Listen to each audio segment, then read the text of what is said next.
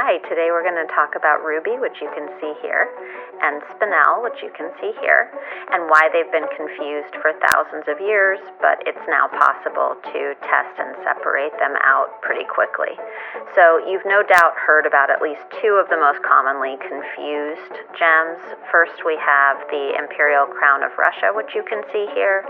This was called Catherine the Great's ruby, but is in fact a 398-carat spinel. And here we have the Imperial State Crown featuring another ruby that is actually a 170-carat spinel. So it's not actually stupid that they were confused. They form under the same conditions. They can be found in the same hosts. For example, on the left you have ruby hosted in marble. On the right you have spinel hosted in marble. Their red is both caused by chromium, trace elements of chromium, but in fact they have a different crystal structure and chemical composition.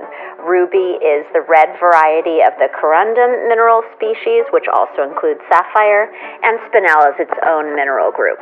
So in order to separate these out, what we would do is the same thing that we discussed when looking at tourmaline versus pink topaz. You want to start by looking at the way in which the gem splits up the light, that is, its refractive index. So we would start with our refractometer as before, and as we said last time, the goal would be that their range in which they split the light is completely different. That was not the case before, but it happily is the case here. So I'll be using my GIA manual. We take our readings, and it turns out that ruby corundum is 1.762 to 1.770, and when we compare that to spinel, which is 1.718, no range, they don't overlap at all. You could actually stop there, but we won't. So when we look at our options, having established the difference, you can also look at their birefringence as before. Now in this case, spinel doesn't have any. That means no matter what angle you test it at, you're not going to get a different reading. You should get 1.718 every single time.